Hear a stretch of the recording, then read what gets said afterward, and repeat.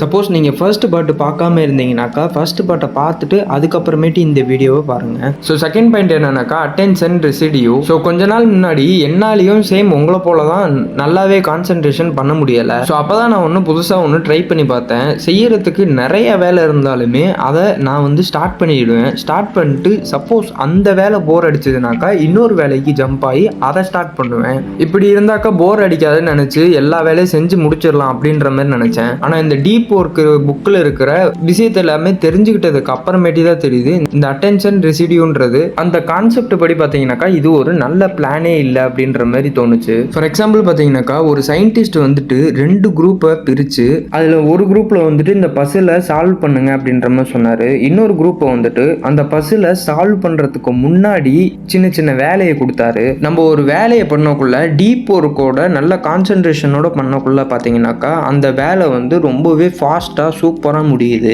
ஆனால் அந்த ஒர்க்கை பார்க்கறதுக்கு முன்னாடி இங்கே சின்ன சின்ன வேலையை பார்க்குறாங்க. அதாவது ஒரு மொபைலை ஓப்பன் பண்ணி ஒரு மெசேஜை செக் பண்ணுறது, மெயிலை செக் பண்ணுறது, இது போல் இருக்கிறவங்க நம்மளோட ஒரு கம்ப்ளீட் கான்சென்ட்ரேஷனை கொண்டே வர முடியாது. ஏன்னா நம்ம அந்த சின்ன சின்ன வேலையில் ஏற்கனவே மாட்டிக்கிட்டு இருக்கோம். ஸோ அந்த பெரிய வேலைக்கு நம்ம போகக்குள்ள அதுலேருந்து வெளியே வரத்துக்கு கொஞ்சம் டைம் எடுக்கும். சரி, இப்போ இதுக்கு சொல்யூஷன் என்னன்னாக்கா நீங்கள் ஒரு டீப் ஒர்க்கை பார்க்க போகிறீங்க அப்படின்னாலே, ஃபார் எக்ஸாம்பிள் ஒரு புக்கு ரீட் பண்ண போகிறீங்கன்னாலே மொபைலை தொடக்கூடாது, நீங்கள் இன்டர்நெட்டுக்குள்ளேயே போகக்கூடாது, ஃப்ரெண்ட்ஸோட பேசக்கூடாது, நீங்கள் எங்கேயுமே நடந்து கூட போகாமல் அந்த இடத்துல உட்காந்து அந்த ஒர்க்கில் டீப் கான்சென்ட்ரேஷனை பண்ணுங்க. எந்த ஒரு டிஸ்டர்பும் இல்லாமல் ஆல்ரெடி அந்த ஒரு விஷயத்துக்காக ப்ரிப்பேர் ஆகி இருந்துக்கோங்க. பாயிண்ட் நம்பர் 3 என்னன்னாக்கா ரொட்டீன்ஸ். நம்ம எந்த ஒரு விஷயம் பண்ண போகிறோம்னாலுமே அதை ஒரு ஹேபிட்டாக பண்ணி அந்த ஹேபிட் ஃப்ளோலேயே திரும்ப திரும்ப பண்ணோம் அப்படின்னாக்கா கம்மி நேரத்தில் நிறைய ரிசல்ட்டை கொண்டு வர முடியும். நீங்கள் எவ்வளோ நிறைய சக்ஸஸ்ஃபுல் பீப்புள்ஸை எடுத்து பார்த்தாலுமே அவங்க அவங்களுக்குன்னு ஒரு ரொட்டீனை ஃபார்ம் பண்ணி வச்சுருப்பாங்க, இல்லைனாக்கா அவங்களுக்குன்னு ஒரு ஹேபிட்டை ஃபார்ம் பண்ணி வச்சுருப்பாங்க.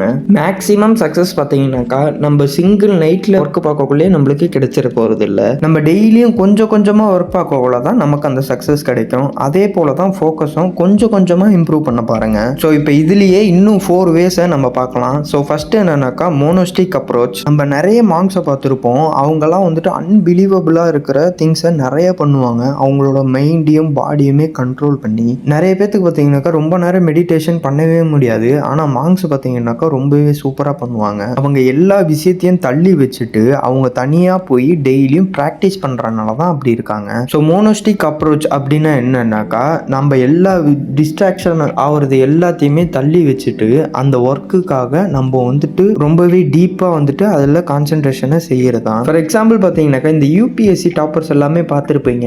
அவங்க பார்த்தீங்கன்னாக்கா அவங்களுக்கே அது தெரிஞ்சும் தெரியாமலும் இந்த மோனோஸ்டிக் அப்ரோச்சை பண்ணுறதுனால தான். நம்பர் 2 என்னன்னாக்கா பயோ மாடல் அப்ரோச். கால் ஜங்குன்ற ஒருத்தர் பார்த்தீங்கன்னாக்கா அவர் ஒரு தெரபிஸ்டாகவும் இருக்காரு, ரொம்ப ஒரு ப்ரொடக்டிவான பர்சனாகவும் இருந்திருக்காரு. அவர் என்ன பண்ணியிருக்காருனாக்கா அவர் வீடு பக்கத்திலே இருக்கிற இன்னொரு சின்ன வீடை வாங்கியிருந்திருக்காரு. எப்படி ஒரு மாங்க் பார்த்தீங்கன்னாக்கா ஒரு மாங்க் மூட்லேயே இருக்காங்களோ அதே போல இவர் இந்த வீட்டிலேன்னு அந்த சின்ன வீட்டுக்கு போகக்குள்ள பார்த்தீங்கன்னாக்கா ஒரு கோலை செட் பண்ணி அந்த கோலை ஒர்க் பார்க்கறதுக்காக மட்டும்தான் அந்த வீட்டுக்குள்ள போவாரு. அந்த ஒர்க்கை முடிக்கிற வரையும் பார்த்தீங்கன்னாக்கா அந்த வீட்டிலேருந்து வெளியே வர மாட்டாரு. அந்த ஒர்க்கை முடிச்சதுக்கு அப்புறம் தான் அவரோட வீட்டுக்கே திரும்ப வருவாரு. இந்த மாதிரி ஒரு வீடு இருக்கணும்னு கண்டிப்பாக அவசியமே இல்லை. ஒரு ரூமோ ஒரு டேபிள் செட்டப்போ இருந்தால் போதும். அங்கே போயிட்டு செட் பண்ணி நம்மளுக்கு ஒரு டீப் ஒர்க்கை பார்க்கறதுக்கான மைண்ட் செட்டை உருவாக்குவோம். நம்பர் 3 என்னன்னு பார்த்தீங்கன்னாக்கா ரிதமிக் அப்ரோச். அதாவது நம்ம அந்த வேலையை பார்க்க போறோம்னாக்கா அதுக்குன்னு அன்னைக்கான நாளை டைமை ஒதுக்கி வச்சிடணும். இந்த டீப் ஒர்க்கை பண்ண போற டைம்ல பார்த்தீங்கன்னாக்கா நீங்க வேற எந்த ஒர்க்குமே பார்க்கக்கூடாது. இந்த டீப் ஒர்க்கை பண்றது பார்த்தீங்கன்னாக்கா அதிகமாக மார்னிங் டைம்ல பண்ணுங்க. ஏன்னா அந்த டைம்ல தான் பார்த்தீங்கன்னாக்கா உங்களோட வில் பவர் ரொம்பவே சூப்பராக பீக்கில் இருக்கும்.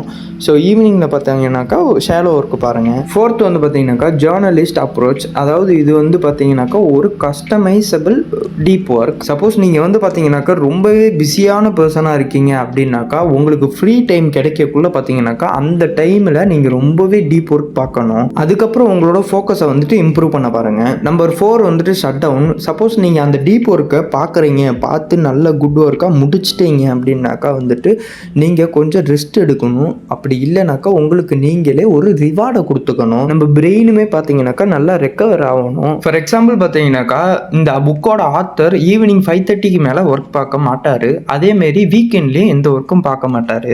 அப்போவுமே பார்த்தீங்கன்னாக்கா ஒரு சரௌண்டிங்கில் இருக்கிற பீப்புள்ஸோட இவர் பார்த்தீங்கன்னாக்கா நிறைய அவுட்கம்ஸை சூப்பராக கொடுப்பாரு. ஆனால் அவங்க சரௌண்டிங்கில் இருக்கிறவங்க பார்த்தீங்கன்னாக்கா இந்த ஒர்க் வந்து என்னோட லைஃபையே எடுத்துருச்சு அப்படின்ற மாதிரிலாம் கம்ப்ளைண்ட் பண்ணுவாங்க. ஆனால் இவங்க அவங்களோட கம்மியான டைமை இவர் வந்து கொடுத்து அவங்கள விட அச்சீவ் பண்ணுறதை விட இவர் நிறையவே அச்சீவ் பண்ணி காட்டியிருக்காரு. ஸோ இதெல்லாம் பார்த்தீங்கன்னாக்கா அவரோட பிரெயினுக்கு ரெஸ்ட் கொடுத்தனாலையும் அவருக்கு அவரே பார்த்தீங்கன்னாக்கா ரிவார்டு கொடுத்தனாலையும் தான் நிறைய பேர் அவங்களோட வீட்டுக்கு போனதுக்கு அப்புறமும் அந்த ஒர்க்கை பற்றியே நினச்சிட்டு இருப்பாங்க. ஸோ அப்படி வந்துட்டு நினைக்கிறனால அவங்க பிரெயினுக்கு வந்துட்டு ரெக்கவரி ஆகாது. ஸோ அந்த ஒர்க்கு பார்க்கக்குள்ள பார்த்தீங்கன்னாக்கா அந்த ஒர்க்கை நல்லா கம்ப்ளீட் பண்ண பாருங்க. அது முடிஞ்சதுக்கு அப்புறமேட்டி ஃப்ரீயாக விடுங்க, அது எதுவுமே பார்க்க தேவையில்ல. ஸோ இதெல்லாம் பார்த்தீங்கன்னாக்கா த டீப் ஒர்க் அப்படின்ற புக்லேருந்து தான் தெரிஞ்சுக்கிட்டேன், உங்ககிட்ட ஷேரும் பண்ணிக்கிட்டேன். மறக்காமல் சேனலை சப்ஸ்கிரைப் பண்ணி வச்சுக்கோங்க. நம்ம இன்னொரு வீடியோவில் பார்க்கலாம். பாய்.